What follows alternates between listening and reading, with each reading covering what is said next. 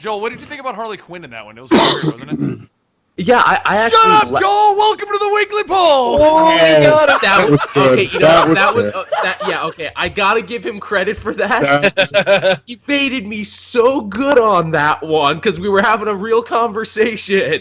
Oh, welcome guys back to the weekly poll. It's been such a long time. Rob grew a it's beard. been like a whole year. I got more tattoos done. Sal and Yeah. Tiffany got closer together on the screen because they made smaller Physically boxes. here. And Joel is still Joel. Yeah. So for those of you guys who are joining us for the first time ever, I'm Benny, the Comicstorian. I read your comic books dramatically back to you on YouTube. That is Sal and Tiffany from the amazing team of Comic Pop, where they discuss all of your favorite comic books and storylines. Rob from Comics Explained, I don't know what the hell he does anymore, but he just rambles over comic book pages. He's known as Comics Explained. I don't explain shit. Nice. And Joel is from Cape Joel. He reviews comic books even though everyone's told him to stop doing it. Who are all these people? Who told you that? Me and Rob. I'm changing my name. It's gonna I'm changing from Comics Explained to Comics Read Back to You.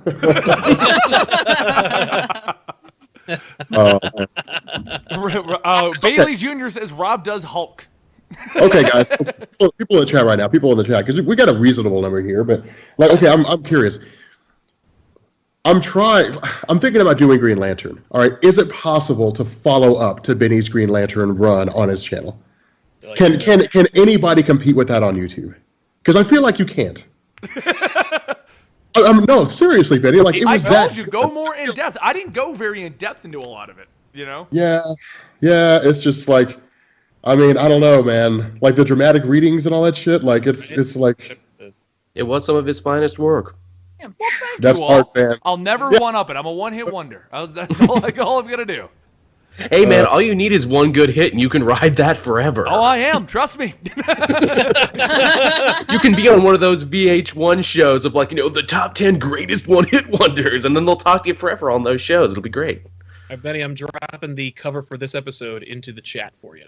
All right, I mean, you're going to handle all that now, so it's kind of whatever on me now. Oh, yeah! So first announcement, guys. So today's episode, for those of you guys wondering, we're going to go over the best news of 2016. What we thought was cool, what we enjoyed, that kind of a thing. But today's episode is brought to you by the letter D. As in, DC, as in destroying Marvel. Let's do that. Okay, today's episode is brought to you by me, because I pressed record. It's true, you know. All right, guys. So basically, anybody who knows, this podcast can be found on SoundCloud, it can be found on iTunes, it can be found on Comic Pop, and then additional podcasts can also be found on the Weekly Poll channel. The channel that I supposedly run, and I'm very, very bad at keeping up with the uploads and maintaining everything on that in an appropriate manner. Everyone here knows that, and I'm not oblivious to that. So we are officially, as of 2017, the Weekly Poll's resolution is to consistently get everything uploaded on YouTube, including the poll and the additional shows, in a location where all of you guys can find that. And you can find that onto what is formerly known as the Comic TV channel, which is connected to my brand, but now is officially just 100% the Weekly Poll. It was kind of a cross between the two of them. We've slowly transitioned it over, and now Sal's going to handle all of those uploads and everything going on over there. So we're going to make sure we don't miss anything any longer. It's the and Sal if you guys era. subscribe to that channel, basically you will see eventually some new content going up there from the cast members of the Weekly Poll, stuff that wouldn't fit on our standard channels. So, yeah. Plus, Sal is like the most organized out of all of us, I think, when it comes down to it. yeah, Thank you. no, he'll make sure it's done. The reason why I say that is because we gave Vinny shit about this last night. When we were playing Overwatch with Orm. Vinny took off to go to a meeting for half an hour. While we were supposed to be playing. Tiffany had to leave. I did grab everyone and go, hey guys, let's stream a little Overwatch. Hold on, I got to go to a 10-minute meeting, and 50 minutes later, I get out. Yeah, Just the whole game? And then I told him, I was like, well, he probably forgot. He's like, no, it's good. And then Vinny was like, yeah, man, it's cool. He's like, sometimes I forget. And I'm like, yeah, sometimes you do forget, Vinny. Actually, because a lot of times Rob will hit me up and be like, hey, Benny, let's play this. And I'm like, yeah, it's a great idea, Rob. Give me 30 minutes. And then between the Rob telling me let's go play a game and me agreeing and me getting to when I'm supposed to be there, Natalie will come over and be like, hey, let's play this instead. And I go, okay. No one's waiting on me. Okay, but admittedly, Natalie is your wife. Right. So she always wins. Yeah, she's gonna win it. Yeah, you're gonna. Yeah. That's Yeah. a winner. So that's the big news we're making there, guys. But I don't have the thing in front of me with the list of stuff, so someone tell me the first topic. The first one up Right. is the new Batman movie directors in question. Yes. We're talking about the best See, news of I thought it was going to be Ben. I thought Ben Affleck was like the director. Like, did he back out now? We did. No, we keep did in think mind, that. this is the best of 2016, Rob. Yeah, so this is Oh, not okay. actual. Sorry, I thought it was like topics that we were discussing. Topics. Oh, Okay. I got a little bit of everything. I got new stuff from this week. I got the Okay, well then stuff how about that this? we missed when we Joel, were- you read the topics and tell us what's old and new, because we're all gonna. I assumed all of it was old. Okay, Yeah. the first like 4 are new stuff. The first 4 pieces here are all new stuff, and then the rest of it is shit we missed while we were away. Yes. Okay, so what's the first one, Joel? Because you're gonna tell us what we're doing and tell us if it's new or old. Okay, so I guess the first new piece of news is what Sal said, and that's the bit about the Okay, Batman all right. director being in question. I did hear that, and from what I heard, it's because Ben Affleck refuses to do it unless he agrees with it.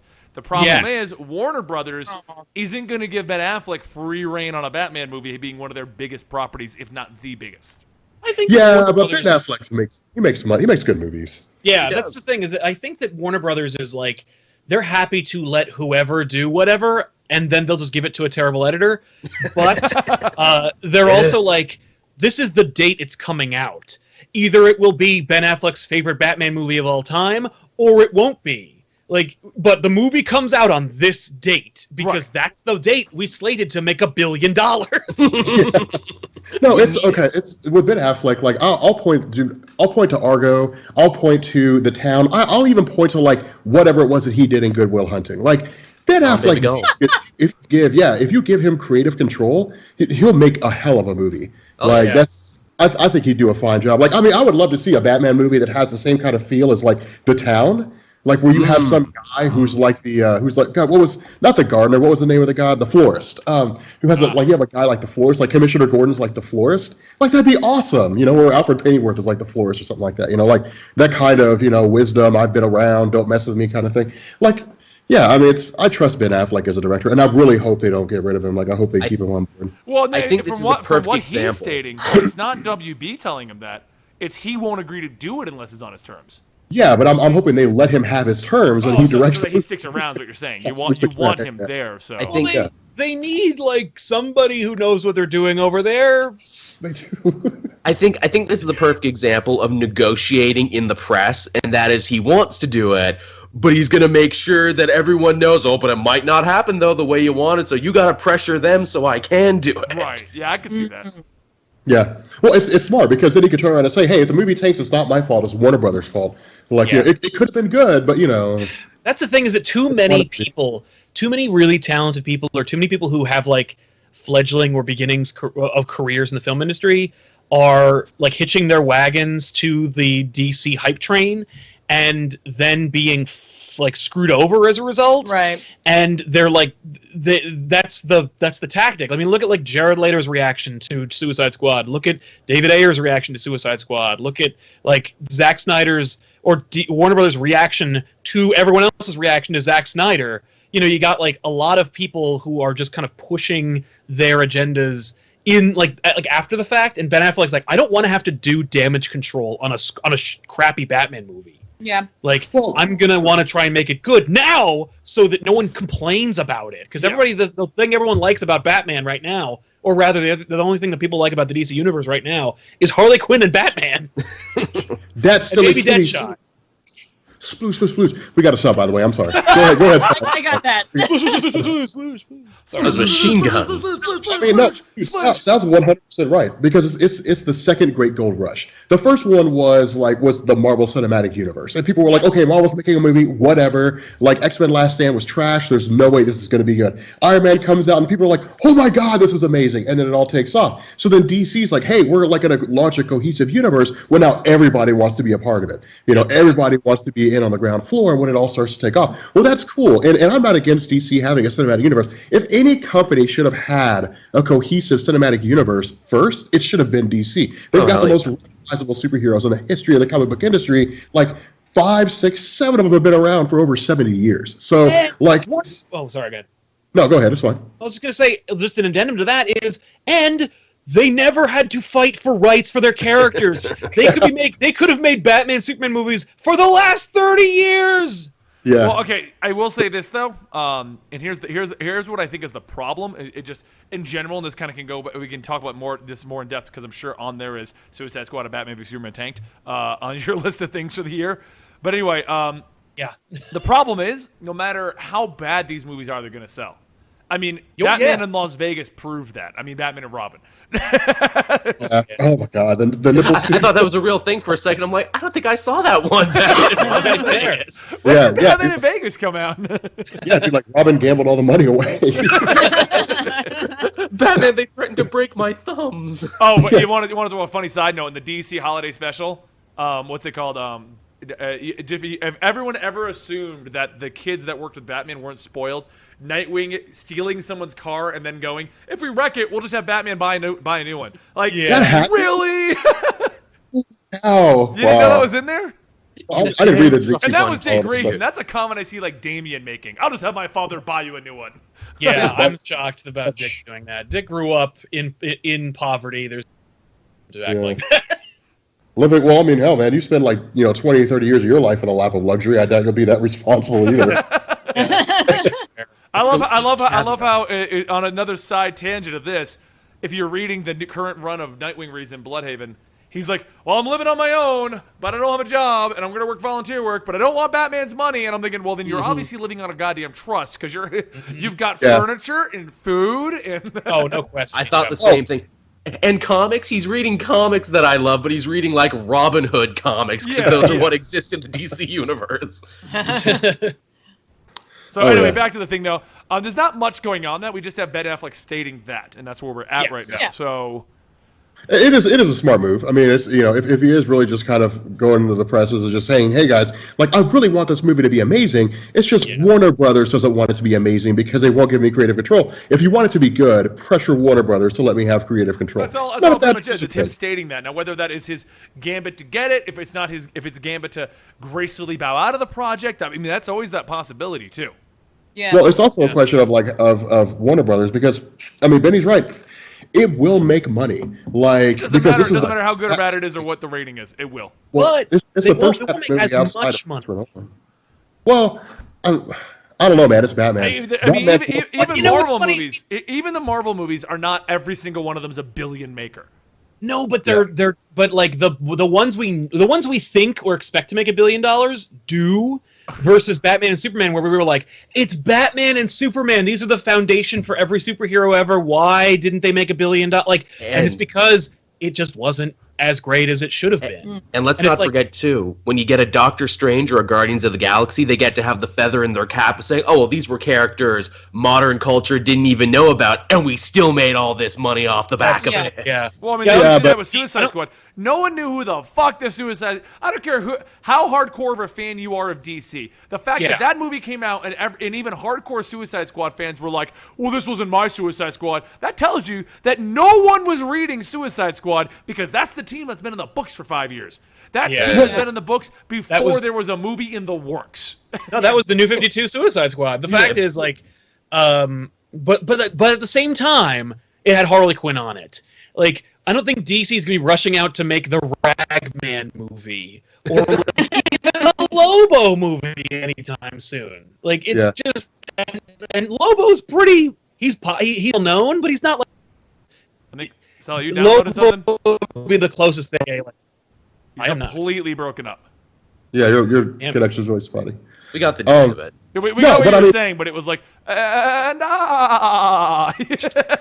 All right. Well, Well, no, I mean, like if you're reading like right now Justice League versus Suicide Squad, it would be like if they made a movie that had like Johnny Sorrow. Well, here's a guy, if he takes off his mask, you die, and so it's like okay, but no one's gonna rush out to see that. Like I wouldn't. Like it's not an attraction. And you guys remember the podcast we had when it was like the announcement that DC's doing a Suicide Squad movie, and every last one of us were like Suicide Squad. yes. I knew It was who kind of they were. No, we knew who they were, but it's like of all the people you could do. But then again, as Marvel fans, like I don't know about you guys, I had the same reaction when they were doing like a Guardians of the Galaxy movie. And I'm like, Yes. oh my God. Big time. Like, why are they doing I will Guardians say of I the did Galaxy? that one bad. because okay, and here's the difference though. When they did Guardians of the Galaxy, they didn't create a new team in the comic books first. We just had nobody there, and there's someone at my door. I'll be right back. I was gonna say someone's got a doorbell. But with Guardians of the Galaxy, they played it. See, I kind of felt like like Suicide Squad should have been like Guardians of the Galaxy. Like Suicide Squad should have been like silly, nonsensical. It should have just been people dying. But that's the problem. Maybe it's just like James Gunn's directing style. Maybe it's the fact that he's just so good at that kind of a thing. I don't know. Or maybe they just like they didn't want people to say this is a ripoff of Guardians of the Galaxy. Yeah. But it was a dark movie, and I was like, I'm not really feeling a dark movie. I'm feeling a comedic movie. Right. So I feel like DC's in a bad place for their their movie universe, and like not just with the movies they're making, but they have already proven they don't work well with others, and that's clearly what Affleck is either using as leverage or legitimately concerned about. And the reason that Marvel does so well is because they have directors who have at least had some success. Yeah. And they trust them to some degree. Like there is a level of trust there. Now, of course, you look at like Ant-Man, for example, and the Edgar Wright thing that didn't end up working out, but the movie was still quality. They clearly tried to go as far as they could with that, and it wasn't a good fit, and then that was the end of that. Yeah. But if you lose Ben Affleck, how many directors who are of the quality you're looking for are going to step up and say, well, Oscar award-winning director and actor Ben Affleck walked away. I could film that. Yeah. Not only that, but like when Ben Affleck leaves, if he were to leave as a director, how long do you think he'd want to play Batman? Yeah, that's another concern too. I don't care how strong your contracts are. You're gonna have problems. Affleck could afford to leave. I was gonna say there's a clause in there. He'll have to pay them some money, and he'll just do it. Yeah, he'll pay a boatload of money, but like he won't care. But he won't care. He's Ben Affleck. He doesn't care. He just leave. Yeah. No, I mean, and see that would be a huge screw job to them, because it would be like if Robert Downey Jr. just left in the middle of the Marvel Cinematic Universe. Right? Like, because Ben Affleck is the one that's bringing the Justice League together. Well, if the guy who's supposed to be the backbone behind the formation of the Justice League leaves, well, then it's like, well, that's that. Then they bring back Val Kilmer. It's finally his time. Oh my god! Have you seen him recently? I have. Dude, dude's about my size now. Dude, it's rough, man. He's like Steven Seagal. Yes, actually. Yeah, he just swelled up, man. He was doing a stakeout on a pie shop that we're he going to just talk never about our left. favorite topics of 2016. We got to keep moving. Yes. I'm doing a tap game right now on the side here. Good idea. Hold on, before you guys get into that, though, you missed a sub. Splooge, Blockbusters, 617. Thank you. Nice. For Yeah, subbing. we'll some other... Oh, he just subscribed to. He's a brand new splooge. Yeah. New splooge. Splooge. You get a double splooge. Nuge. Yeah, I can't believe that's a thing right now. Yeah, I can't believe that. Splooging on people. The chat loves You it, made man. it happen, Rob. That's your legacy, splooge. Splooge. How does Yeah. that make you feel, Feel, Rob? your epitaph. The fact that I can splooge on people is okay. Professionally. It's okay with me. Like, I'm okay. All right, what's next on the list, Joel?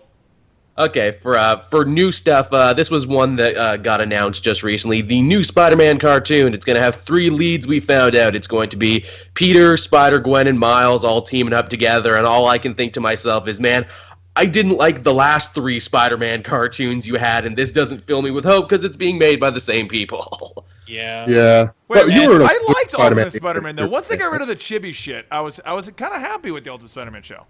All right, so it got better is what you're telling me. It did get better. It got a lot better. Okay. I would watch it because it was on. Yeah. Yeah. You know who really sucked? That's true. I never did go out of my way to watch it. Yeah. If it was on, you're like, I'll leave this on. The real problem is like they got a lot right with Ultimate Spider-Man, like the quips and maybe Aunt May when she showed up every 10th episode, but Drake Bell kind of blows. He does. It was like the animation was like that new tradition of Disney of being like stilted and shitty, and like okay, I'm not interested in if I okay. One of the things that I liked about Spider-Man when I was growing up liking Spider-Man was that he was the only character like Spider-Man, and it's getting kind of crowded. You're not lying. I think Spider-Verse was kind of like when we realized, oh shit, there's a lot. Yeah, Spider-Verse was like the elephant in the room, like reminding you there's a lot of these things, and Dan Slott didn't even have the cojones to kill most of them. No, he killed ones that weren't on our Earth. So basically, we still have 20 on our Earth. Yeah, exactly. And then after Secret Wars, we got one more. Like a Spider-Man cartoon with 300% Spider-Man is just like, That's a lot. I was kind of hoping that we were going to get a Spider-Man cartoon about like Peter Parker having like problem, like just a classic Spider-Man show. It feels like they keep overthinking it, right? Yeah, it's like they don't understand what they have, and they don't get why people like it. But so don't get me wrong, more of it. Like, well, you guys like that Miles Morales. Well, here's like more Miles Morales and Spider. Like, I don't know. It's weird. So I'm happy to see him and stuff. I have a theory about I'm happy to Miles, see and I him have a right theory up here, about all but- this stuff. And I told it to Rob, and I want to get your guys' opinions on it. This feels like the best place to put it. Okay. Shoot. Okay, so Earl Pikeman or Perlman, whatever his name, guy who no one's ever seen. Perlmutter. He still runs Marvel, right? Comics. Yeah. Comics. He had a battle with Kevin Feige and got separated from Marvel Entertainment. Kevin Feige got to own Marvel Entertainment. I have a theory that unless, just the movie. Right, but here's my theory is, unless there's a Disney mandate to put them in the comics, they're trying to get rid of every movie possible property and create their new front. Hence, the extreme amount of diversity we're getting to the point where it's like, okay, now you got to slow down just a little. Like, we can't rotate the entire cast of Marvel. So you're saying that the decision to replace every last major like Marvel Cinematic character in the comics is a deliberate like corporate maneuver to depreciate the value of those characters? Yes. That sucks. It's No. that was a little really. tinfoil hat, but I like Here's it. what I'm thinking, because I made a comment about, we're getting too much diversity too fast in Marvel. And I made that on my vlog, and of course, people started freaking out, being like, oh, you just want more straight white males as your heroes. And my Exactly. response to that is, no, I actually don't. I really like changing things up, because I feel like it gives you more room for creativity to get better stories. Yeah. Some of the stories are going to suck, but we get some really good gems out there, like Mighty Thor and stuff like that. You know, you get stories totally. that you would never have if you just stuck with the main heroes. But my complaint is simple. I'm willing to accept changes. A lot of comic book readers are, but a majority of the classic ones aren't. It would be like going to your favorite restaurant and you have 5 meals that you will eat no matter what. And if your favorite restaurant rotated 2 of those out with a new meal, you would test out those meals, and if you didn't like them, you would go back to the other 3. But what Marvel's done is basically taken the entire menu of their restaurant and swapped it all. Yeah. And that's why Marvel fans are freaking the hell out, because it's like, I don't have a safety meal. Where do I go? Superman. Yeah. Yeah, that's No, right. I like- Because at least Superman will be there for you. Like, and what's amazing is, the rapidity through which Marvel has replaced their starting lineup. You've gotten to the point where like everyone who shows up to a big event is like, who are you? Like, no one knows Yeah. each other or has ever worked together, and no one even. They've not only gotten rid of the core cast, which with the removal of Tony Stark was it. That's the last of the originals. Bruce Yeah. Banner's dead. Tony Stark's removed, and Steve Rogers is evil. That's not the people you know from the movies or anybody you've been watching forever. Nope. If Yeah, you're they'll watching be- a movie, they'll all you're be not back in going time for the And next we've gotten to a Avengers, though. point where we don't even have that camaraderie of the Marvel Universe anymore because no one knows anyone.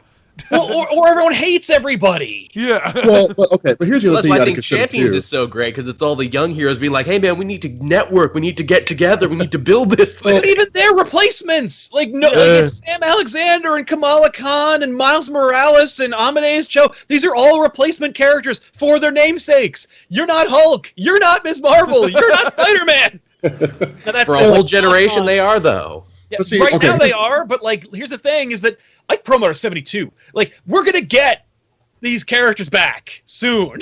Oh, No, I but- keep saying time for the next movie. I just wanted to get the audience's reaction and your guys. What do you think about that as being the? Because when he left and had the battles with Kevin Feige, they didn't leave on good terms. Kevin Feige went around his back to Disney to get the rights to make the movies, which completely fucked everything over. I would not put it past him of everyone who's in a movie I want replaced. I would, no question, no question. You Like mean the everyone's company all like, "Oh, Marvel's so brave for doing diversity." I actually think it's just a business fuck you. I mean, like, they're the company that stopped making Fantastic Four books. Yes, Right. Just out Yeah. of just yeah.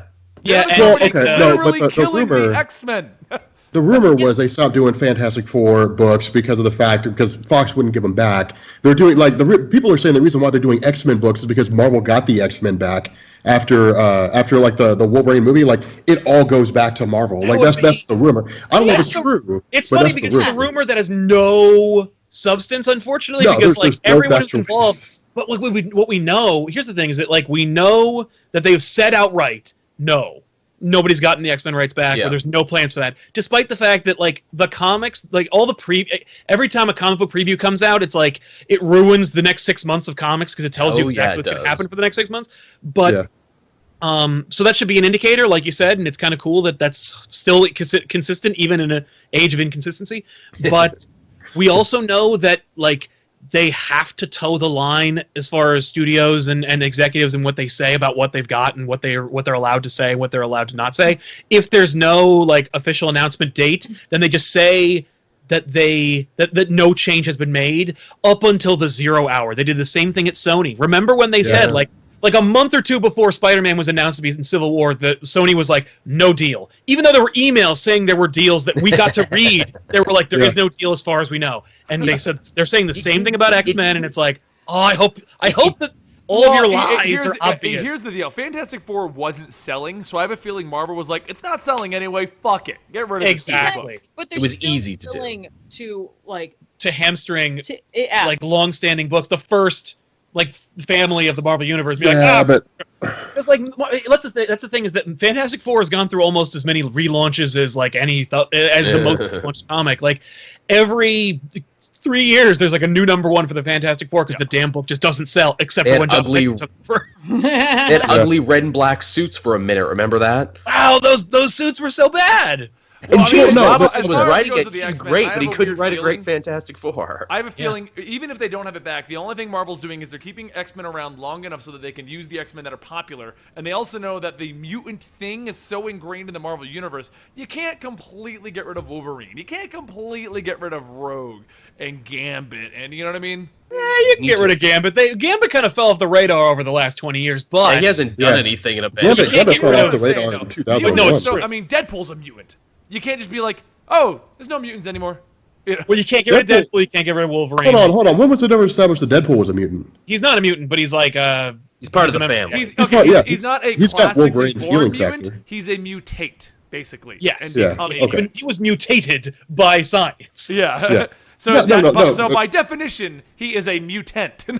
Right. Yeah. He just doesn't have the Okay. X gene or something. Yeah. No, okay. And like, never mind the I- fact that depending on who's writing it, sometimes he's just a straight mutant. Sometimes he's just I'm an altered mutant. Sometimes it's like, oh no, he already had a power. He goes Oh back yeah, and forth no, a it doesn't lot. matter. Yeah, who knows? And just one more thing about the Fantastic Four, and like I know they weren't selling, but right now they're putting out a comic about slapstick. Yeah, Slapstick has a Sure book. are. Solo has a book.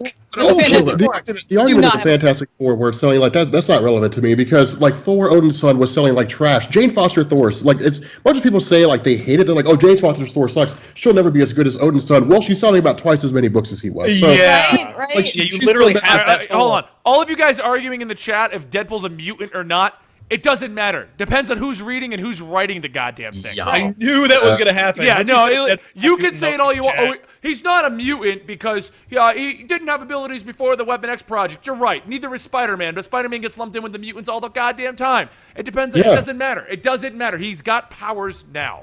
And they classify that's the him way as a comics mutant are. to the Yeah. point where in Civil War II, he sided with the mutants because he's worried that his daughter has the X gene since he is a mutant. Which I love. Well, no, I mean that's the way comics are. Everything changes. Captain America was a hero of the Marvel Universe up until he wasn't.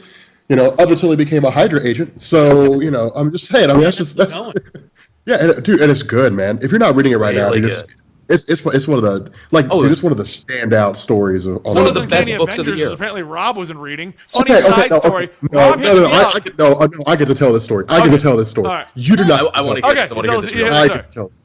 All right. I don't remember what part Benny was going to say, but we were talking about all new Marvel or something like that, and then he was talking about you were talking about Hulk, how they resurrected the Hulk, the hand Right, brought I him was back like, to in life. your Hulk series, why aren't you doing the Resurrected Hulk storyline? And I was like, what are you talking about? Hulk came back. He's like, yeah, man, they brought Hulk back in Uncanny Avengers, and before that they fought Ultron, and I was like, what the fuck? And he's like, just Awesome skip one the back first to story back. arc. Yeah, he's like, skip the first story arc because that was not good, but then it gets really good after that. And I was like, They fight cool, Ultron, because the they first story arc disband, came they back. fight against Steve Rogers, they fight Hulk. Now they're fighting Yeah. Red Skull, who's apparently going to make the entire Marvel That universe I think saw. that he's Xavier.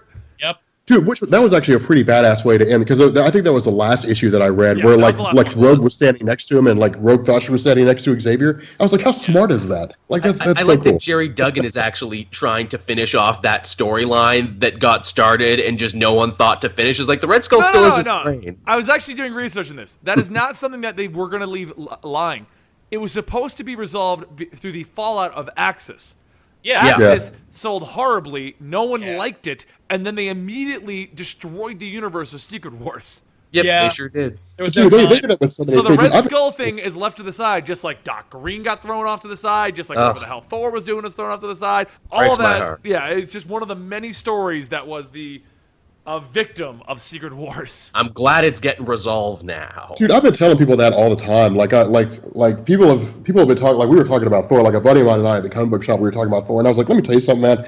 You know, because we were talking about Unworthy Thor, and I was like, dude, that book was supposed to come out 2.5 years ago." Oh, yeah. And I was like, "What the problem was? Marvel made Jason Aaron put it off until after Secret Wars and then launch it then." Well, the issue is that now nobody cares what Nick Fury said to Thor. What's the problem with Like, FX? Like, for those guys who don't go to the comic book store because you wouldn't have even known this fucking thing happened, they finally explained what happened to Scott Summers and the I rift hated between that the Inhumans story. and the X-Men. That book, 100%, the way you read it, was intended to come out before Secret Wars or right after Secret Wars. Whatever little, happened, so postponed the late. fuck out of it. yeah. Now that story chat my nuts. I Yeah, don't like and that. it doesn't make any sense to me because the first story arc for all new X-Men, I think, is called The Ghost of Cyclops. Yes, Yeah. it is. You know. And so it's just like all these people, all these guys who are just like we're all Cyclops, like they're all memorializing him by dressing up as him. fanboys. They were fanboys, you know. And I was and it was funny because I was reading Death of X and I was like splooge. I was reading Death of X and I was like, how do you drop the ball this bad? You know, I don't know, man. Marvel's killing me. Anyway, we should probably move on before we spend the rest of the I think podcast. you've changed your name. Yeah, Marvel explain. Let me Marvel explain something to screws Marvel. Marvel, let me explain to you how to not screw up. Like, okay, okay, so that's a really good point. Benny and I talked about this with diversity. All right, we said it like DC did diversity perfect. All right, here's how they did it. They launched the New 52, and they gave us the young black Wally West. And fans were like, we want the pre-New 52 Wally West. So you know what they did? They gave us both. They brought back the pre-New 52 Wally West. They threw him on the Titans. He appears in the Flash periodically. They kept the New 52 Wally West. He's the new protege under Flash, and he's on the Teen Titans. You literally get the best of both worlds. Why can't Marvel This do the one's exact for same you, thing? Morph! Oh, sorry, just everyone. Well, my Why idea can't- was why at can't Marvel, they Marvel- will eventually do that when the next Avengers movie comes back. We will have both, just like we have two Spider-Mans and two Hawkeyes. The problem is, while you're doing that and while you're holding your off, you're running the same problem that DC was, where you're literally alienating your fan base by the day Well, to the point that you have They're 2 running titles. into a problem now, and I think we're seeing it with Marvel 2.0. Even when they finally bring back something we want, like Unworthy Thor, they've killed off so many fans now to 2 years of just literally going against them for the entire purpose of headlines. That's all Marvel's been aiming for. Oh, Riri Williams made normal comic book, normal publications. Female Thor made normal publications. You're right. And that first issue sold like gangbusters. What happened after it, Marvel? Oh yeah. Well, I would Well, say just they're look- still consistent, but I mean, I can't speak for everyone. It's my job to read these. So. Just for Well, fun. I No, was the looking at- arcs are good, but do you really think that we gained that many new comic book fans? I know you didn't. I was just looking at the sales numbers for Amazing Spider-Man just for fun. I was looking at the comparisons of like the most recent relaunch for Amazing Spider-Man. It sold like number 1. So Amazing Spider-Man number 1 after Secret Wars. It sells 245,000 copies. Not bad, right? Right now, Amazing Spider-Man is selling 63,000 Oh, it's not copies. even in the top 10. Yeah, no. It's not dropped. even in the top 20. It dropped over like it was like. And if that's a reflection of like their flagship character, then I can only imagine how like other titles are looking. I mean, Okay, no, Benny and I were talking about this too, and there's a couple of the things that are working against them. Like because Benny and I were having this conversation like the other day, and it was like Marvel's problem is they fail to recognize they're living in the age of ADD. Like at DC Rebirth, I just read you read Batman, like Batman comes out and the story arc finishes in 6 or 7 weeks, and you're done. In Marvel, you got to wait 6 months. And Benny made a really good point because he's like, I don't remember what the hell happened in the first issue 6 months ago. No. I got to go back and read it again. yeah. And I'm not going to do I that. really like. A lot of times I do find myself like grazing over the previous issue. Like, oh, here's what happened and stuff like that. And we're in an 80, like an entire Superman or Batman storyline's 2 issues and it's done in a month because they're coming out so often now. Yeah. Like, Yeah. And I told him, I was like, I have a feeling that what DC's doing is going to become the standard. Bi-weekly to weekly releases, and that's what's going to happen. Yeah, well, if you Marvel's got a believe, shortage of writers. if you believe the rumors, they're saying, like, DC's dropping from 6-issue story arcs to like 3-issue story arcs. Yeah, I heard that. Yes. It's a rumor and not substantiated. Hold on. I am going to say this because somebody said, "Oh, you were making a bunch of crap because of." I made a comment about how Civil War II made it difficult for us to do Marvel videos because I couldn't tie in Civil War II stuff. And someone's like, "It sounds like you only care about doing videos for money." If they do 3-issue story arcs, oh my god, am I going to see a lot of money on my channel?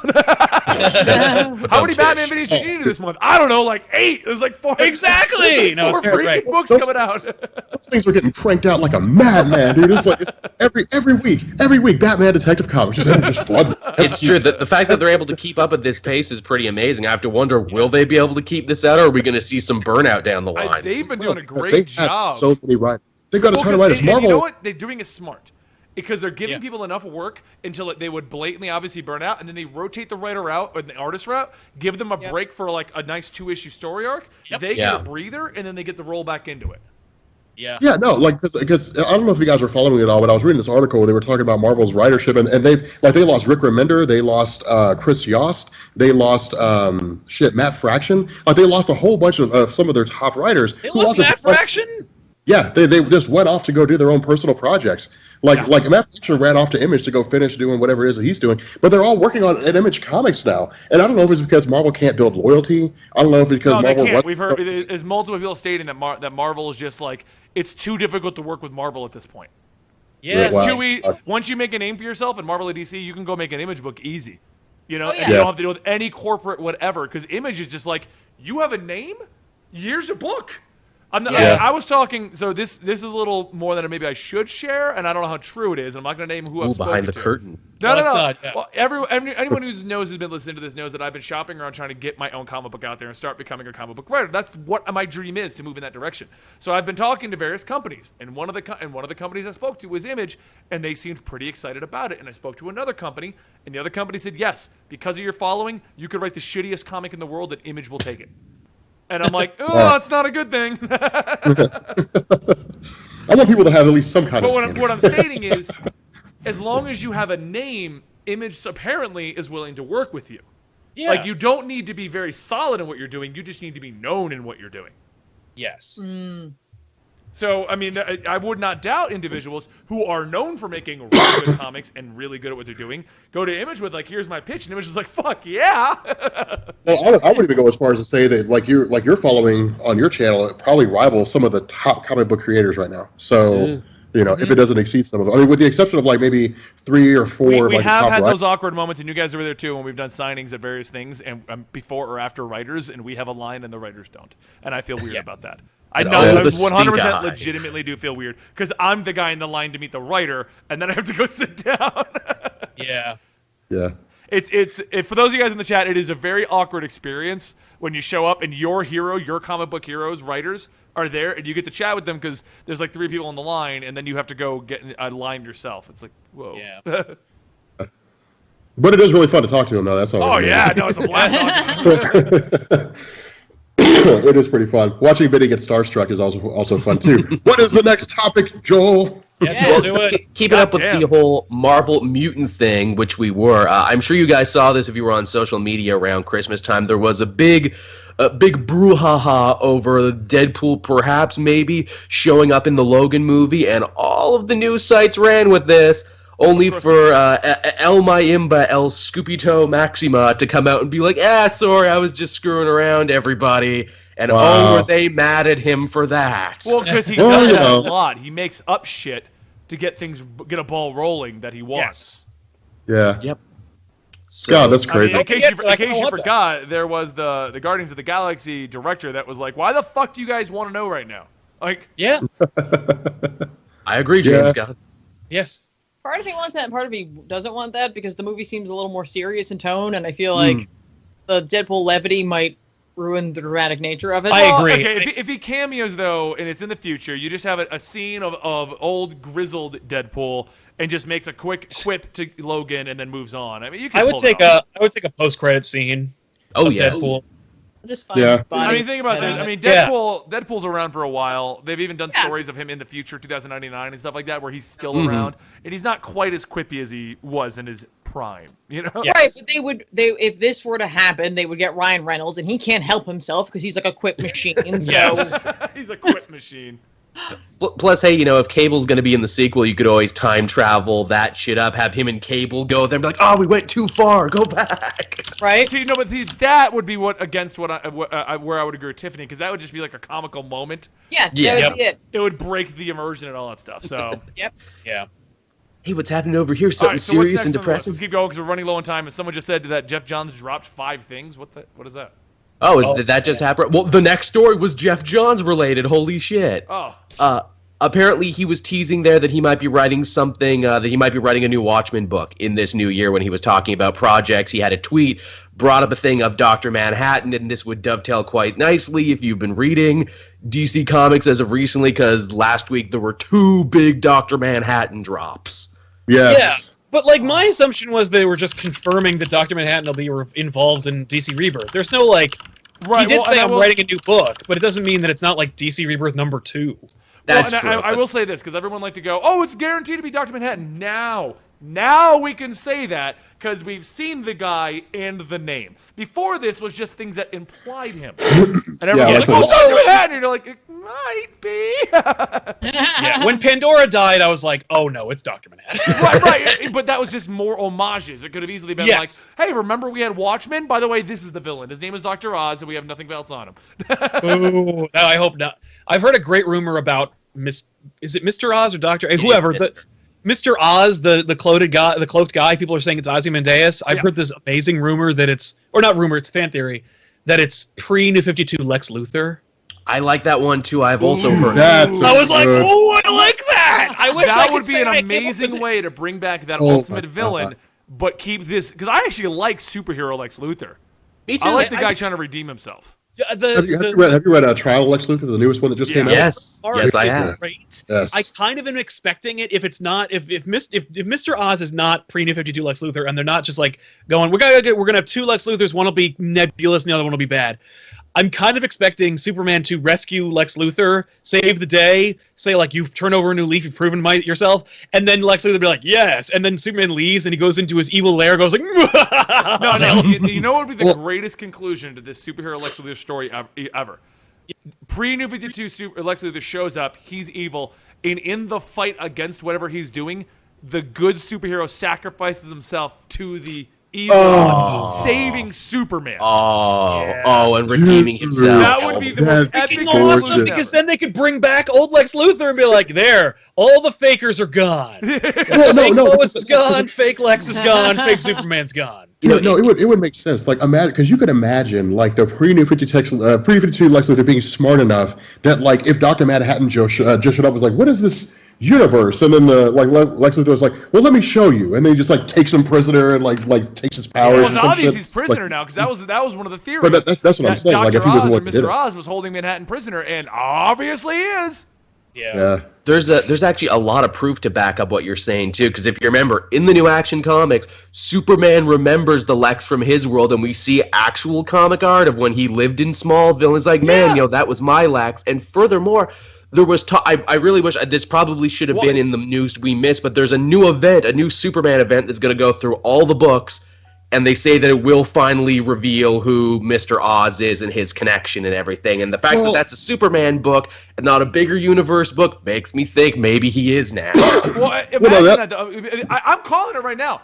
That's because everything that we've had going on has shown that while you may think he's evil, this Lex is good. Even in the Superwoman book where it's like, look at all the secret research he has. Nope, it was all to help his sister, and now she's evil. I'm calling it now. Good Lex Luthor is going to end his stint in the DC universe by dying at the hands of either an evil Lex Luthor or whatever the big baddie is, and he's going to save Superman. And that's when I'll be honest though, will man. be like, okay, wow, I believe you. You're here. Oh, fuck, you're dead. That'd be so cool because then it would create a whole new dynamic for Superman and pre-New 52 Lex Luthor, where he's like, no, you don't understand, Lex. Like, I'm not going to give up on you because I know you can be good. I because know I've you can met be a a good good version guy. of you. That would be awesome. But here's the thing, man. I don't want good Lex Luthor to die. He is interesting and You compelling. like him. That means he's a good character. Yeah, that means it's something, working. something has got to happen to him eventually, because even if he doesn't become evil or we don't get old Lex Luthor, DC eventually is going to have to come out with a Superman movie where Lex is the true villain that he is. Yes. And that's going to have to match it up. And he won't be a joke. Yeah. Yeah. Ding, ding. There'll be none of that. Yeah. Yeah. God, I don't want to see good Lex Luthor die. That'd be the most disappointing. Like, He is such a good character. And But you he's know what is great about him? Is we've literally lived with his development from evil to saving the day to getting a taste of it to now proving himself to the Justice League. It's been Forever like Evil a is 7-year arc of Lex Luthor. No, it's been a big change. He was better developed than New 52 Superman, and you'll remember we only cared about New 52 Superman when he was dying.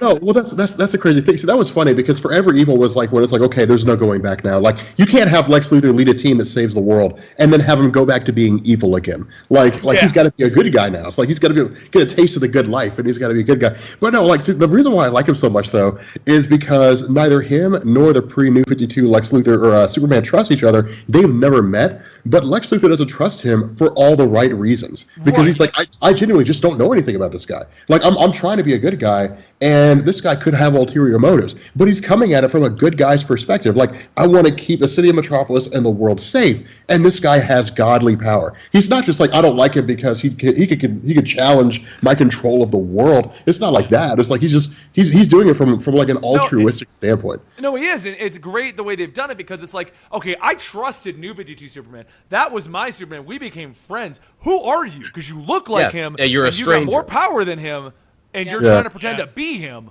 Why? Yeah, God, dude, he's so good. That'd be Benny, man, damn you. All right, what's next on the docket then? Okay, I guess from there we can move into some older stuff that we missed while we were away. There's 2 new Deadpool events coming down the pipeline. There's going to be another Cullen Bunn written Deadpool versus the Punisher miniseries. Amazed it took them this long to make one of these. Yeah. That seems like an obvious one. And also Deadpool event, which will cover all of the books he's currently in, called Till Death Do Us. This is finally him going to war with his wife, the Monster Queen, which if you remember, they were freaking teasing this turn before Secret Wars. And they're only now getting around to having her be evil. I'm like, geez, that took you a bit. That's a thing. So those are 2 new Deadpool books coming down the pipe. That's one of those things that is happening. It's kind of like, how did it take this long for Deadpool to get an event? Because, I mean, like, Marvel is all about events, and they're all about Deadpool, so... I'm so tired. Like, we've literally... Okay, guys. Like, we complained about event fatigue years ago, and we hit a point where they were taking 3 months between them. You realize that we've literally gone not even a month this time. Yep. Civil War 2 ended, and we are right into Inhumans versus X-Men.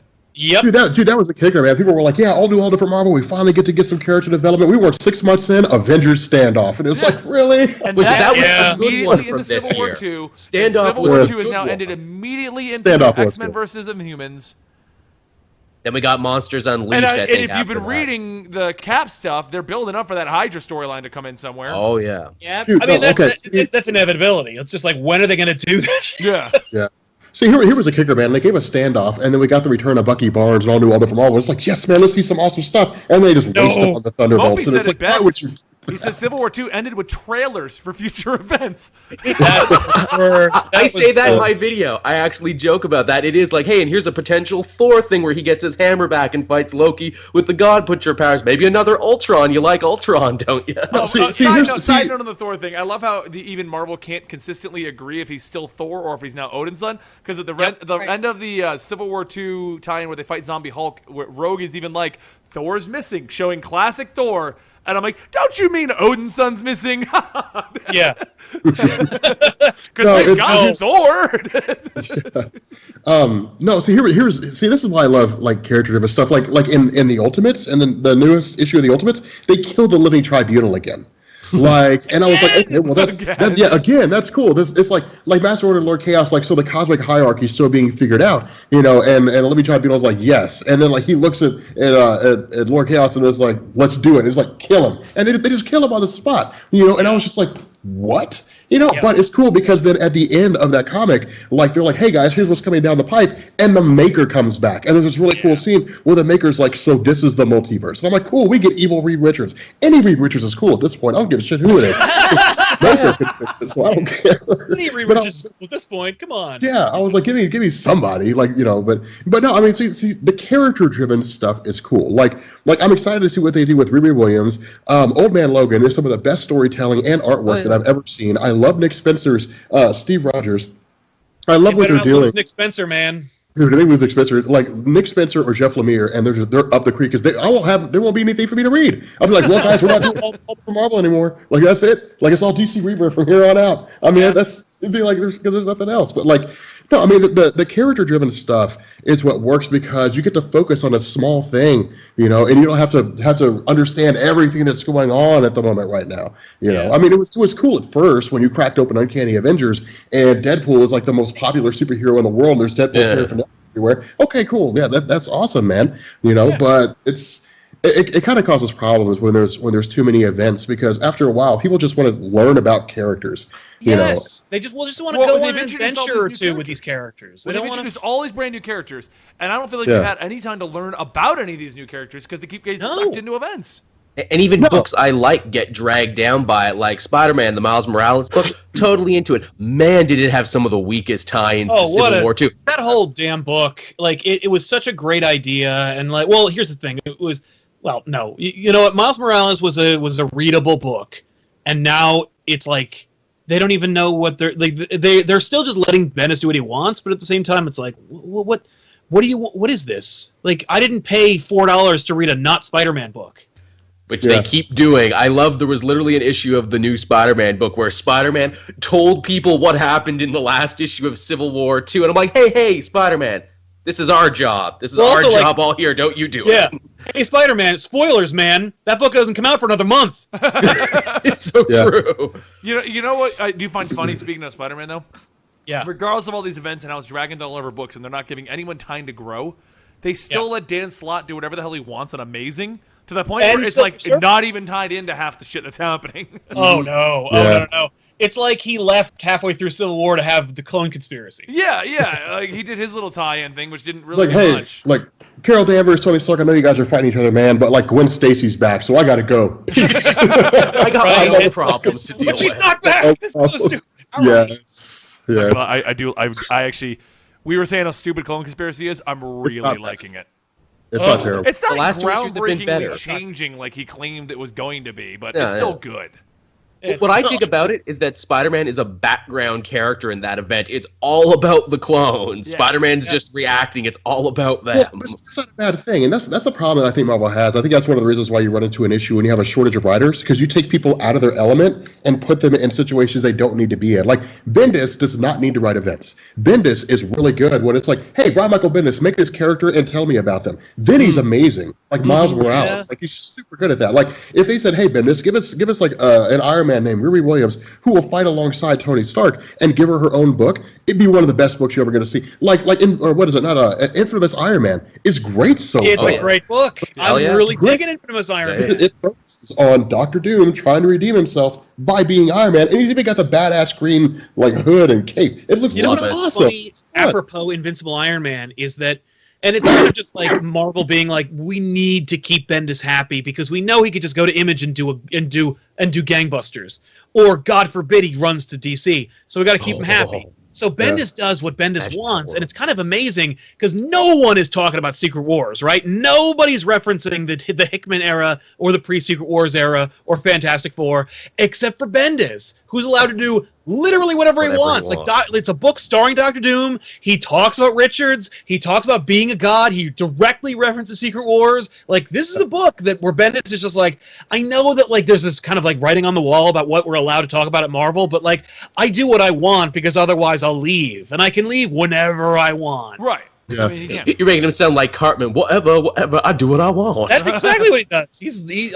Look, the dude is talented. Like, people are talking about how Bendis sucks, and he's like, he sucks at Guardians of the Galaxy. Like, dude, guy doesn't want to write Guardians of the Galaxy. Like, he's writing Guardians of the Galaxy because, like, if you write 12 books a month, you will make a real paycheck. Yeah. No, but I mean, when you're writing that many titles, though, I mean, when you're cranking out Invincible Iron Man, when you're writing like something as big as Civil War II, when you have the Power series, I think that he's writing at the moment, which is not even tied to anything else. Really? Yeah, when you have Infamous Iron Man, like when you have all these titles going on, you know, Miles Morales, there's only so much, and you're going to have a bad title. You're going to have that one book where you're like, okay, like we're just going to phone that in. I don't really care about that. No, I'm not talking about Guardians. I'm just saying, like, in general, any writer's going to have one bad book when you're writing that many, because there's going to be the one that either you're made to write or the one that you just stop caring about after a while. Can't all be but you winners. still have to write. Yeah, they can't all be winners. But I always, and I say this time and time again, Bendis is not a bad writer. He's a great writer. One, when he cares what he's writing about, and two, when he's developing characters. That's why people are like, oh God, Riri Williams is going to be stupid. Give it time. Give it like 6 months. And if after 6 months you don't like it, she was so unneeded. Like, okay, Mighty Thor led to a great storyline. Okay, you know, and it led to him being unworthy, which is something that's always been. Oh, worthy to wield the hammer. That's great. Wolverine, she took over for her father. That's a great story. Miles Morales was the replacement Peter Parker on another universe. Now he's dealing with this, and he's learning from his mentor. He's not replacing. He's there. Amadeus Cho saved Hulk from something that he never wanted. That was the best part about that. Banner never wanted to be the Hulk. That was the best part about that. All of his characters made sense. Riri Williams is a smart girl who thought it would be cool to make an Iron Man suit. Yeah, she also only knew Tony for like a week before he died. Yeah, like, this isn't someone taking his namesake and carrying him on. This isn't Tony found someone who's been training her for years. She literally just said, it would be fun to make an Iron Man suit. Hey, I'm now Ironheart. She's also literally Lila Rhodes from previous continuity, but Bendis gets to own this character. Man, I knew that. That bugged me too, because I remember when she showed up, I'm like, oh hey, it's Rhodes' niece or whatever. Yeah. Oh wait, no, it isn't. What? Okay. Oh, because Bendis got a check for that character. I'm not denying that Riri Williams may, in the end, with Bendis writing her, turn into an incredible storyline and an incredible character. I've liked the first two But it's literally the most blatantly obvious we are forcing diversity in your face. Like, that is the most. They didn't even have the balls to kill Tony Stark. They're just like, he's off the table until we feel like we're gonna put him on ice until something else happens. Yeah, like, no, they literally put him on a bus until the next movie. Literally, okay. So this is the smoking gun for Benny's conspiracy theory about the fact that like these diversity characters are like a corporate decision to make them unmarketable, like because no one asked for Riri Williams. No, like. No, I have no issue with her. And the kicker is, and this is why I'm starting to feel this way, it's like I am loving a lot of the diversity. I love the cast stories, I love the Wolverine. But the Riri Williams front is just like, this was 100% unneeded, 100% unnecessary, and 100% ham-fisted and thrown in your face. Like, her origin is literally she's a smart girl who found parts. Here's the real kicker about that, by the way. The real proof that she is a waste of time, or at least she is deliberately created for money. Her book's called The Invincible Iron Man. Yeah. The book she stars in is not her book, which means eventually she will either leave or get her own book. I'm banking on leaving. Actually, I want to ask one of our viewers here. Gacho Cam City asked for Riri. Now, I want to ask you a question here. Were you asking for a female Iron Man? Because we had Pepper, who had been wearing it and was already having a name attached to it. Or were you asking for a black Iron Man, which they killed in Civil War II? Right, which we had a War Machine. So if we wanted a black hero to be Iron Man, why is there not a War Machine book? Who's now recognizable because he's in the movies. Yes. But why didn't we have a female hero? Because we could have easily written, I forget what name she went by, make Pepper the Iron Man Rescue. Again. Or Rescue. Mary Jane. Or Mary Jane. If you don't want it to be Pepper, Mary Jane. She's a recognizable name who's in the lab and the rescue suit is sitting there. Like, and has a... Okay. But I say Riri Williams makes more sense than Pepper Potts. Pepper Potts she's in a position she didn't even want. You know, like when Friday was like, hey, like we really need somebody to run the company while Tony Stark's gone so that the board doesn't come in here and shut us down. Then she was like, okay, fine, yeah, I guess I'll do it, whatever. And she got there at the last minute. So she doesn't really want to be there in the first place. I think the whole dichotomy between like Tony Stark and Mary Jane Watson. I mean, you're arguing about the characters themselves, and you're 100% right about that. You know, Mary Jane, I don't think as a character would want to do it, or Pepper. But my argument is we didn't need Riri because if you were looking for a female Iron Man, we have people available without inventing somebody. And if you wanted a black Iron Man, we have someone who's got a lot more history and is a lot more recognizable than... Yeah, but that's been done before. I mean, there was that point in, I think, was it Rick Remender's Iron Man, Invincible Iron Man, where he was Iron Man at the end, like when they went against... who was it that wrote that? When Tony Stark had the whole ruse, where he was faking his death or paralysis, whatever it was, and then... Oh, you mean like in the 80s? No. It was more recently. Because Rhodes was Iron Man for like a year or two. Yeah, he was. Yeah, well, he was Iron Man when he was on the West Coast Avengers. But I mean, like, I'm talking about when he was when they fought the Mandarin. Like Rhodes was disguised as Iron Man. I thought he was anyway. I don't know. Maybe I'm wrong. Well, I do want to say one thing for the record. Riri Williams may have the greatest story ever. She might. I'm not going to say... She's had 2 good issues so far. It doesn't mean that she won't be a fun character. My question is, who was asking for a young black female to be Iron Man?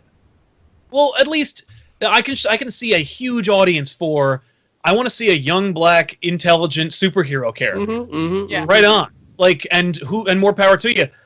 Not Iron Man. Like it's weird, and I don't mean like because she can't be Iron Man. But Moon Girl? Moon Girl Devil Dinosaur. That's a character. She literally looks like Riri Williams. So do you think they'll put her back? I just go back to time for the movie? No one asked about Riri. I'm not saying she's a bad character or she's going to have a bad stay in Marvel. Just no one was asking for this. And and for me, that's when I finally realized diversity has now hit a point where it's like, why? Because you literally only had one classic character left. So regardless of all of the classic fanboys who were like, diversity, Marvel's doing diversity, rah, SJW, you still could go, well, there was Tony Stark. He was still the same Tony Stark. You can read him if you want classic Marvel, and now he's gone. Oh, they're all coming back, though. They always come back. Well, they are going to come back. But I mean, it is all a matter of how you do diversity. Like, you didn't have to kill Tony Stark. You could have just ran the Avengers Disassembled gag again and just been like, hey, because of what you've done with Civil War, like, everyone's lost faith in you. So now he's going into panic mode and he's trying to rebuild Stark Industries. Sure, it's been done before, but it gives them the opportunity to kind of sit him on the sideline. He's Iron Man when there's huge major crises, but when there's not, like, you have Riri Williams running around learning how to be Iron Man. So the fans get what they want because they know at any point in time, if Riri Williams, and you even have it sometimes where she goes and fights an enemy that she just doesn't know how to cope with. And she's like, I need help. And then Tony Stark just comes racing in and saves the day. Let's not forget, he's not even really gone either. He's an AI who's basically just the same as we always remembered him, and he can clearly control other armor, so... Yeah. But for fan, I mean, but there's a difference. I mean, there's a difference between having Tony Stark speaking into her ear and having Tony Stark put on an Iron Man suit and then fly to a battle. So I mean, I'll say this much: I wasn't reading Tony's Iron Man books before because I wasn't really all that much interested. This with Doctor Doom and Riri, I'm like, okay, something I haven't seen before. Yeah. I don't want to really get into the argument about diversity and stuff like that. And I still stand by my statement that diversity and the new characters, they're good. They are good for the industry. Yeah. They're good for the stories. Overall, they are good. I think that Marvel's just gone too far with it at this point. Well, I think it's just too much too far. Hold on, let Tiffany say something because she hasn't been able to say anything. I was going to say they're not afraid because even though Marvel Comics is itself its own industry, their parent company isn't going to let them fail. So they're literally they're unafraid. They're just going to do whatever they want. But at the same time, you notice a Doctor Strange movie came out. Doctor Strange, you could pick him up right now. That's still Stephen Strange right there, and there's still Wong. You know what I mean? Like they're still abiding by certain rules. And I think that right now they're like, there's nothing coming out for these characters. And the only character that kind of has something coming out is not in a movie that's technically ours. You know, like Iron Man will be in Spider-Man. It's not technically our movie now. They're going farther away from the two worlds matching. They're making it so they're completely different worlds. Exactly. But I think once they come back around, regardless of what Perlmutter feels about Feige, he recognizes that when those movies come out, he will probably see a small spike in sales. So he better make sure those characters are back where they need to be. And right now, they don't have to be anywhere. So he's like, I don't care. Yeah, and it's not a bad idea to, like, try new things when you know that you're not going to lose money. Yes, but they're trying too many new things at once, and it's making them lose money. And it's diluting the idea of having something new, because when everything's new, it's then nothing is. Yeah. When I said about a restaurant, when the entire new menu's there, then you're just going to leave the restaurant. You go to the one across the street that's way better. Yeah. No, it really does make sense. I mean, you don't you don't move out of your current apartment when your lease is up before you have a new one. Like it's the same, and the same thing with. I mean, it's diversity is never a bad thing to try something new. What you don't do is kill off what works to try something new. Like you keep what works until it stops working while you have something new, because then it gives people the best of everything. Because let's be honest, Marvel's a company that doesn't do anything except exist to make money. And the fan base, people who buy comics, do that. But the problem they run into is you've got two types of fans, the casuals and the hardcore fans. There's really no in between. And so you've got the hardcore fans who love the characters that are now getting killed off, and they're angry about it. Then you have the casual fans who saw some movies, and now they go to the comic book shops, they buy Invincible Iron Man, and they see that Tony Stark is an AI, and there's some young black girl named Riri Williams running the Iron Man suit. Well, that's not the Iron Man they know, so they don't buy it. And so it's just like, okay, well, I mean, in that case, then you're running into problems. Like you're missing every mark. So Brian Cage brought up what you say, Tiffany. Oh, I was gonna say, the fact is too, we as humans don't necessarily care for change. Say what you will about your own philosophy, we don't like change. Give us too much of it, regardless, good or bad. It's going to take us some time to adjust to it. And I think they're giving too much change all at once, and no one has time to adjust to anything. So every time something new comes out, there are going to be a lot of people who are immediately like, I don't want anything to do with that. I'm not going to give it a shot because you're changing too many things. Think about it like when you're approaching it like YouTube. Like, think about how people come to your channel, they expect one thing, you're doing your thing, and then you replace the host. Or you replace all your hosts all at once. There's a popular brand that I'm familiar with where it's like it was these hosts, and then they replaced all the hosts, and like the brand dipped significantly as a result. And it's like, don't change your brand too much, or people will be like, this is not what I signed up for. You might be doing the same thing. You're publishing comics about superheroes, but they're not the characters that I am familiar with, or at least they're not the stories I'm familiar with. And they might be, and that's not saying they're not strong stories. That's not saying they're not strong characters. It's just that people need an adjustment period. Yes, you need a transition, or at least some kind of like, or at least don't change them all at once. Brian Cage brought up a question of nobody asked for Miles Morales, but he's great. The Morales introduction was a lot different from the Riri Williams. Miles they Morales killed Peter Parker, and it wasn't just randomly killed him. It was the end of a 150 issue arc in which 160 issue. 160. So it was the death of Spider-Man at the end of the entire run, at the end of the Ultimate Universe, in which they introduced Miles Morales as a way to kind of get try something new in a safe space, is what they basically did. Riri Williams is literally just got introduced out of the nowhere with no. And like I said, Miles Morales turned out great. Riri Williams might. That doesn't mean that we needed it. She's only 2 issues in. We want to stress. Well, that's the other thing too. Is but the fans had somewhere to go. Like you got nowhere to go. So I mean, and it was the Ultimate Universe, and it wasn't really even doing that well in the first place. So it was like, well, we killed off Peter Parker in the Ultimate Universe. Okay, well, let's go read Spider-Man in the main Marvel Universe. Well, when Iron Man dies here in the main Marvel Universe, where are you gonna go? There's nowhere to go. I was gonna say, who does suck after 2 issues though, and I think we can say this, plain and clear. That new Venom guy sucks, doesn't he, Benny? So far, dude, What a weird decision! Oh, I haven't been reading it. Is it worth reading? Wait. Here, you want to talk about them just fucking up? And I'm hoping this is just a temp storyline and Flash yes, comes back. Please. So please. So we had Flash, U.S. military, redeemed himself, became a Venom, did a crazy adventures with him. Multiple amputee. Multiple limb amputee. He had crazy adventures. The fans love him. He's considered one of the best Venoms out there. And you replaced him for a new Venom who's evil and a brown-haired white male? Like, if you're going for the diversity angle, you diversified the wrong way. We didn't need another They literally went the other way on that one, which is hilarious. He is Jackie Estacado. He is the darkness, is what he is. He is literally They that made the guy. darkness, but not only that, they went with the evil guy again, but they didn't just go, oh, fuck it, here's Eddie Brock. They went, exactly! Here's a new guy. They didn't do any of the things. Like, if you're gonna give everyone the Venom you want, then you make him Eddie Brock again. Yeah. I mean, like, I know he's anti-Venom and blah, blah, blah, but, like, you can undo that stuff in literally a few panels. Like, you don't have to worry about, the Venom symbiote, like, interacts with the anti-Venom, blah, blah, blah, and it kills the other guy. Like, whatever you want to do. Wasn't he Toxin in the Carnage book? Yeah. Well, so basically, I don't understand what's going on with that, because the way the story's left off, if you read the end of Space Knight Venom, he fought against Spider-Man. Spider-Man accepted him. He went back to Mania that resolved the entire Mania storyline. And Flash was like, we're going to save the day. And then we get to the new one, and the Venom symbiote's now pretty much depowered and angry and doesn't know what it's doing, and it's attached to the darkness. And it's beaten up by a human, which bugged the crap out of me. I'm like, really? This guy can beat up the symbiote? Yeah, the only thing that's kind of interesting is that the symbiote is the unwilling participant now. I like that. That was a fun twist. That's the that's how they probably sold the book. It's the only thing it has going for it. Well, I will say this, though. I will say this. We are early enough that this could just be a 6 to 10 issue arc, and we find out where Flash is, and this is just the new arc. Yes. That could be the case. So it could be. I mean, like, I remember when they were... I remember there was a Spider-Man series back in the day. It was teasing the return of Venom, and, like, Brock was dying, and he, like, made his own Venom suit. And I remember that. That was a neat idea where it was like, Venom returns! And it's like, it's not. It's just a crazy story about, like, this character is miserable. I'm like, that's a cool concept. This is not that. He shaved his hair off and everything. I think it fell out, but, like, yeah, the idea is that it's just like... Yeah, that is how cancer works. I forgot.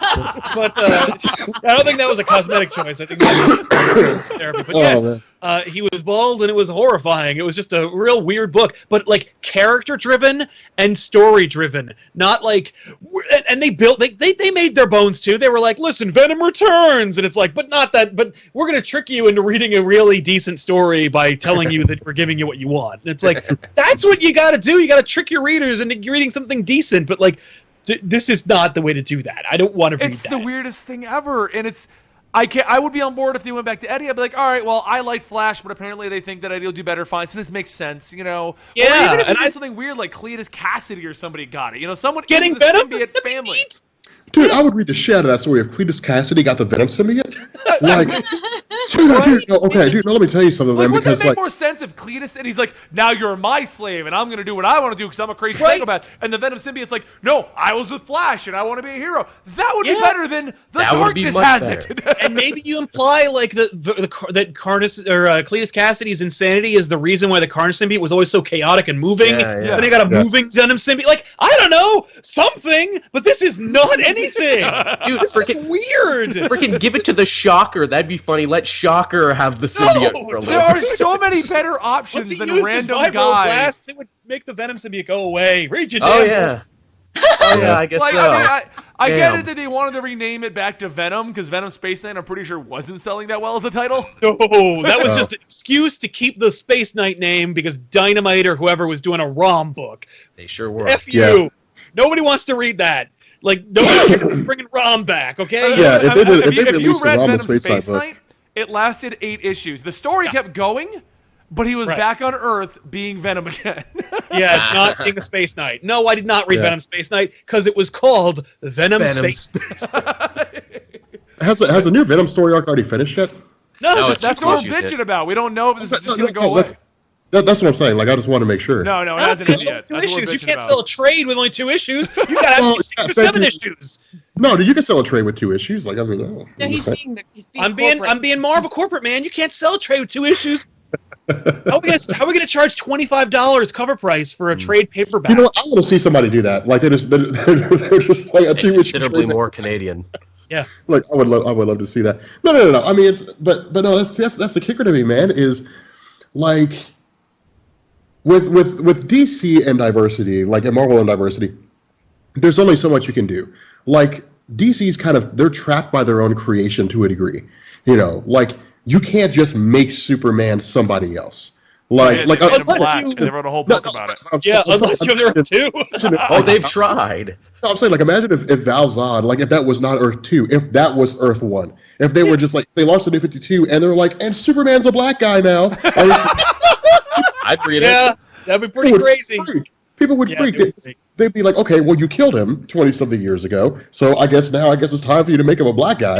You know? If you did that, if you were like, no, like, we're going to use a template of Val Zod, but we're just going to say, no, Kal-El is black, and the new origin is that the L's were black. And when they sent, and now Kryptonians are multiracial. But, like, let me tell you something. That would have been a CNN video. Dude, that would have been a Times of News article. Like, that Bill O'Reilly's head would have exploded. Yep, people would have been freaking out about, like, how they ruined Superman. Yeah, and it would have worked for a time. But see, here's the thing though, and this is why things like that make sense, or things like that can and cannot work. In Nightfall, they took away Bruce Wayne's ability to be Batman. Like that was Jean-Paul Valley, Dick Grayson. I gotta answer this. We'll be right back.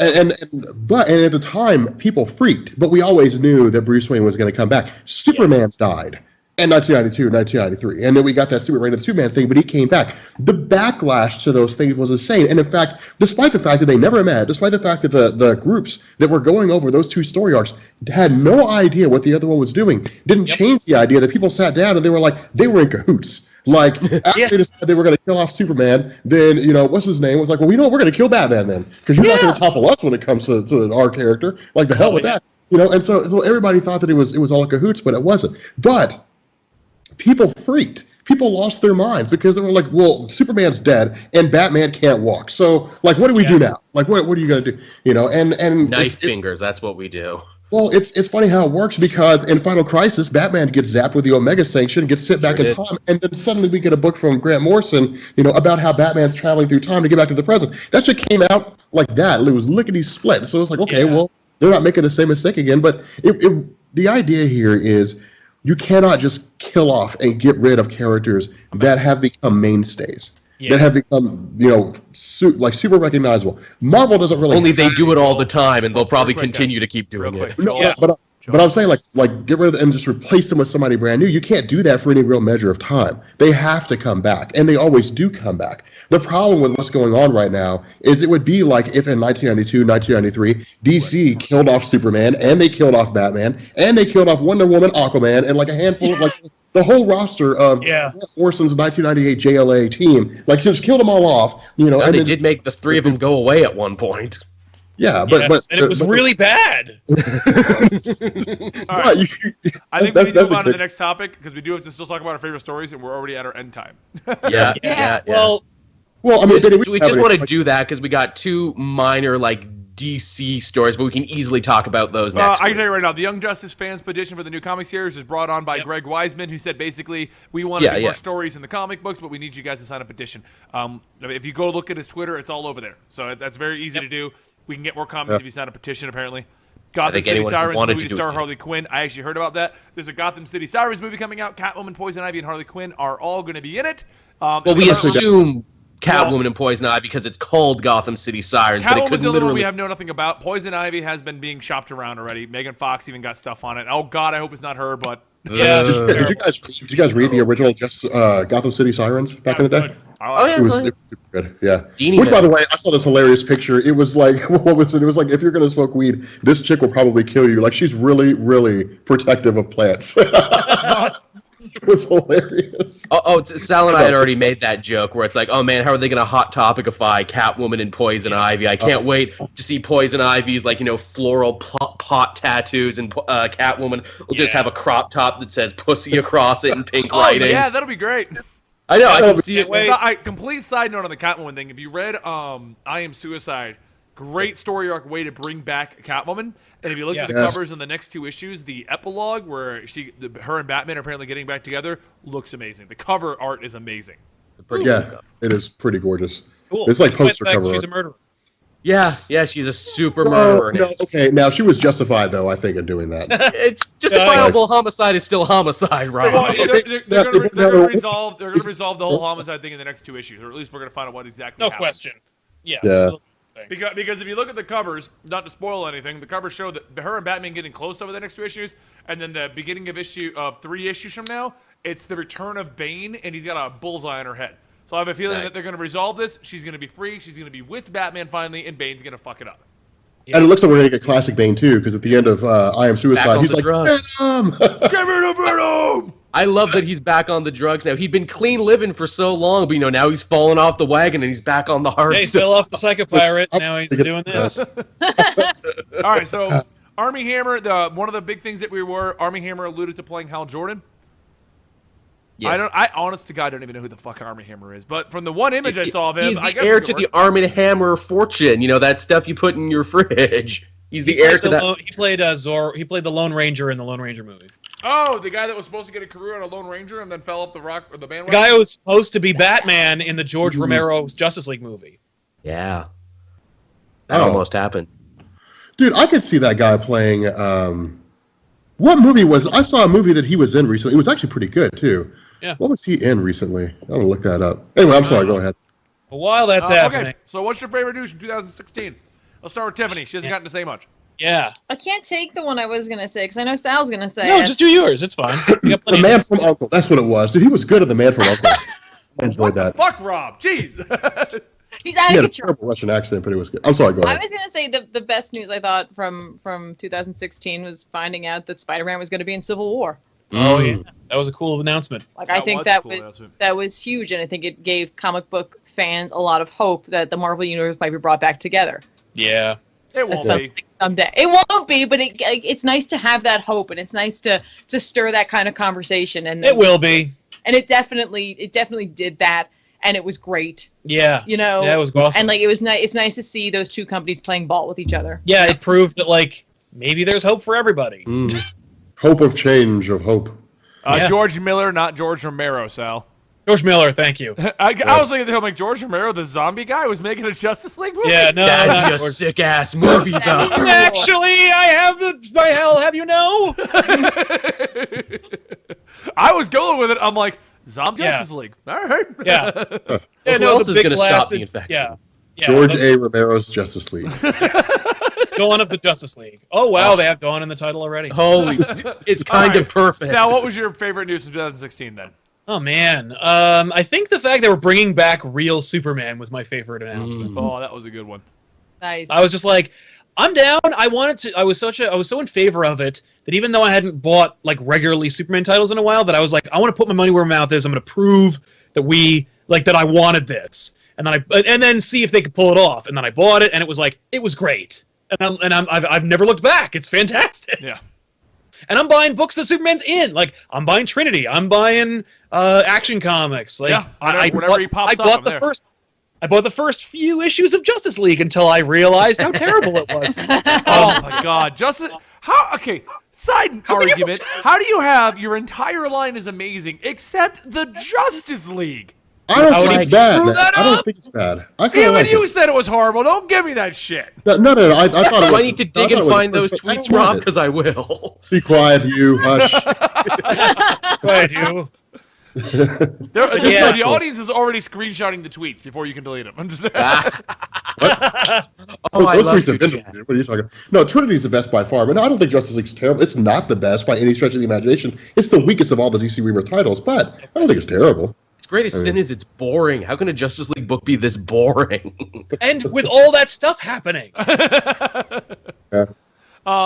I'll go ahead and go next. My favorite news Yeah. this year was when we discovered that Batman v Superman was the highest grossing film ever created, that it won accolades. Oh, wait, none of that happened.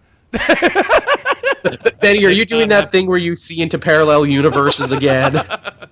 Now, for me, the biggest news that I enjoyed was the DC Rebirth. They announced it. We were all kind of like, all right, that's cool. But the big news for me was when we discovered that it really was like a way to go back to things. Yes. To bring back and Wally West for me was the big they're really doing it. They're really here's what you fucking want. Yeah. Which, by the way, what a great way to bring him back organically. You know, to say like it was literally just some crazy which is kind of crazy to have like Abracadabra. Wow, what an old school villain! A guy that appeared in 1967 or something like that. Like what a great way to bring back some super old school guy from the Silver Age. That kind of works, but And to have them be exactly the same. Yeah, because for the record, it's literally we just did the audio for that today, and this is my Abracadabra voice. No, dude, it's cool. It's cool to me because it's just like it's not some grandiose, insane, stupid thing. It's just like it's like Wally West's own version of Eobard Thawne. In the future, he's always the one who beats me. So what better way to beat Wally West than to make the world forget about him? Yeah. It's so simple and it works and it fits in perfect. I love that with that whole thing. Plus, that That was whole awesome. issue where Wally ran so fast. Ugh. Flash does that Love all the that time. I moment. just have to run faster, but the way Wally did it. Because Yeah. I've read a lot of Flash, and the Flash loves to do if I just run a little faster, but Wally, instead of just being if I just run a little, the whole speech bubbles was not just run faster, it was the actual calculations. I have 3 seconds, this is going to be 300 miles. This feels like we're moving quickly here because he has to think about all of this, you know? Yeah, that's better than just saying he has to run a little fast. Dude, it was crazy because I was doing the video and I was like, and what happens next happens in the next 6 seconds. Like what we talk about in like the next 10 minutes happens in 6 seconds. Yeah. And I was like, that's crazy, which is super cool. No, mine was the idea that they were bringing back the Watchmen, and they were somehow going to be involved in DC Week. To me, that was huge because Watchmen was always kind of like this title. It was like Watchmen was a title that just kind of existed out in left field, and there was like it literally took everyone by surprise. There was no reason to believe the Watchmen were going to have anything to do with DC Rebirth, and have a huge part of it. And so it's just like, wow, that's kind of crazy to me. I mean, the fact that Dr. Manhattan's being held prisoner, dude, that raises more questions than it answers. Hell, how do you trap a god? How do you trap somebody like that with that kind of power? You know who does it? Lex Luthor as Mr. Oz. And not only that, I mean, if a person has power like that, like you don't just put them there and do nothing with it. Like their power is being used for something. Oh my yeah. What if Dr. Manhattan is not killing people? It's Lex Luthor who's using Dr. Manhattan's powers to kill people. Yeah, I mean, didn't they have a story near the end of the original 52 where Lex Luthor got Dr. Manhattan-esque godlike powers, like right before the universe is rebooted, if I'm not mistaken? I think so. I think that's a carryover. That'd be cool. Wait, Lex Luthor had godlike powers before the New 52? Yeah, like very near the end, like one of the last stories they told. He got like amazing godlike power, but he wasn't allowed to use it to hurt people or something like that. And he's like, well, fuck this then. Well, shit, I'm going to make that video. It's called Lex Luthor Becomes God. Like, yeah, it was like right near the end. Wouldn't it be funny if he's like, well, yeah, when he touched that godlike power, he was actually sapping power from Dr. Manhattan, which let him in the first place. Dude, I'm going to look that up, man. Right now. Well, anyway, Joel, what was your favorite of the year? Yes. So we can close out. Well, having to go last on this one, I felt everyone says the big one, so I'll go with a smaller one. Justice League Action, I really love that all the original voice actors were brought back together for the show. I wasn't sure about it because the animation looked a little weird. I can say now after watching a bunch of it, it's really pleasantly surprising. Is that actually out? Yes, it is. A lot of episodes are out, actually, because they kept having a bunch of leaks happen. It's very charming and very funny, and not like in a Teen Titans Go funny where you would have to be 6 to like it. Like, the jokes come from the characters because they got guys like Paul Dini on it to understand these characters and how they interact. Batman gets a bunch of laughs in this show that are well-deserved. Wait, how did I miss this? When did the show come out? They're like every clip is on YouTube now. You can literally just look it up. But I would suggest watching it when it comes out so that you can enjoy it. Mark Hamill is Swamp Thing. And the Joker. Joker. Is this on Hulu or anything? That's a good question. It's Cartoon Network. Do they put their stuff up on there? No, I don't think they do. But you can watch it on their website. They're one of those ones that are like, we'll have it on our website with our own 50 ads. Unless you're Canadian or Australian, in which case you can go fuck yourself. Yes. Oh. That's what you get. For living in another country, jerks. That's right. I remember I had to watch Rick and Morty season 2 on here. Oh, it's good shit, isn't it? Yeah. But I couldn't find it anywhere. Oh, yes! New episode of Teen Titans Go! Gotta go, guys! Oh, boy! No Teen Titans Go hype. Yeah, Teen Titans Go and the new Powerpuff Girls. Yes! Oh, yes, and with none of the original voices. Thank you! I didn't want that. That's rough. That's really rough. Totally asked for that! And Rob, the latest episode of My Little Pony's up here. You should check it out. And make a video about it. Yeah, you know what my favorite part about 2016 was? Convincing Rob to do My Little Pony. I don't even know if that was 2016. I maintain that was a good idea. It would have had a lot of views. People were just being jerks. Yeah. Yeah, let's do that. Let's go over our favorite parts in general. Okay, and for the record, let's take the New York Comic Con trip off the table because everyone's going to be like, our best trip was New York. We got the huge room. So what was your favorite thing that happened to you in 2016 before we closed out the show today? My favorite was getting Rob to do that. Mine was going to WonderCon, getting to go to LA with you guys and doing that whole thing up, getting the trip to Disneyland, everything about the other trip. Why not? That was a great trip. I still talk about it. All right, fine. Rob? Stop doing research for 2 seconds and give us an answer. You workaholic. Oh, man. The work never stops. It's like when we talk to you, Rob, not even hearing us. Yeah, I'm listening. Well, A relationship is What was so your one favorite sided. thing No, in no, this no. year? Like my favorite thing of this year was actually like having an interest in DC Comics. See, like I never had a reason to read DC Comics before because I was like, well, it's just difficult to get into, yada yada yada. And then DC Rebirth was like, hey, that's kind of, or New 52 was like, hey, that's kind of cool. And DCU was like, whatever. And then DC Rebirth, and it's like, oh my god, like the Superman comics are amazing. The Batman story was kind of weird. Tom King had a hard time picking that up, I think, but he's doing great now. Like, dude, it's great what he's doing right now, and it's it makes me feel hopeful reading DC Comics. Like I read DC Comics and I just like my day gets better. I'm just like, well, I'm having a great day. Like I'm reading Superman and I'm having a great day. And then I read Marvel Comics and I'm just like, man, like shit's depressing. Life sucks. Life sucks. Man, the economy's bad and like people are having Has I'm anyone finding read the jobs. new Hulk, by the way? Was she Hulk? Oh, yeah. It's Issue really yet. I good. hear it's fantastic. It's Yeah, wonderful. It struck me like it's being a lot better than I thought it would. I mean, it's just a morning comic. It's morning. It is. The whole thing, but It's a subtle, understated Hulk story, which are words you never really see together. yeah, it's really character driven, which is super good. Instead of her just like being pissed off and smashing shit, like it's pretty cool. Yeah. All right, It works out. Joel. I would say just in general, the growing of my channel and becoming more, stable in that. This is the first solid year where I worked on my own trying to make that happen, and it's been pretty good and pretty solid so far, and I'm happy where I am. I broke 10K, I broke 11K. I'm doing stuff. I'm doing things. I'm a busy man. I'm getting shit done. You also man, bought a that's- snazzy new tracksuit for Christmas. I That's did. Oh man, Dude, that elite tracksuit, tracksuit, man. that is good. If you want to wear tracksuits, just start running. Otherwise, you just look like a 1980s mobster. That's literally just it.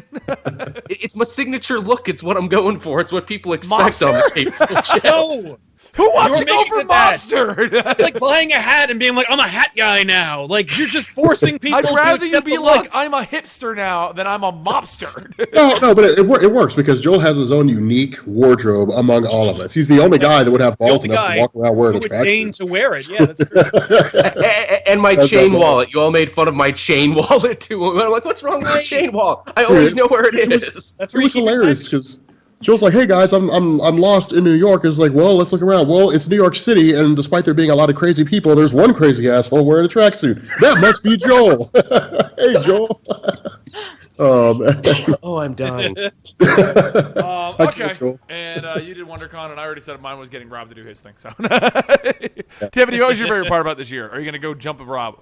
Sal, the other guy. No, I could literally easily say it was the Doctor Strange, Aaron run, which has been great. But I think legitimately my favorite part of this year had nothing to do with comics. I have really enjoyed getting to play games with Benny and Rob more. Like, it's been a lot of fun.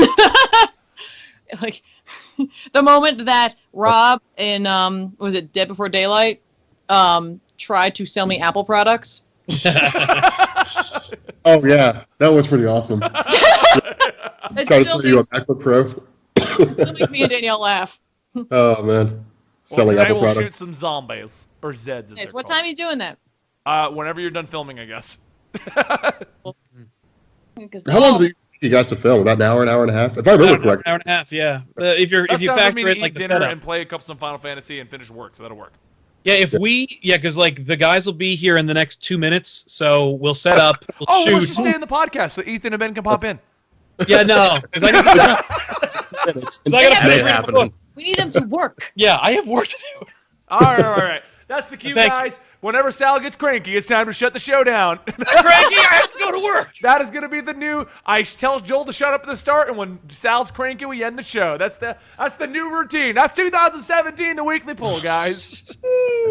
What a year. I Wait, can't we wait. should end the show. Do you guys have any resolutions? That's a good one. Not really.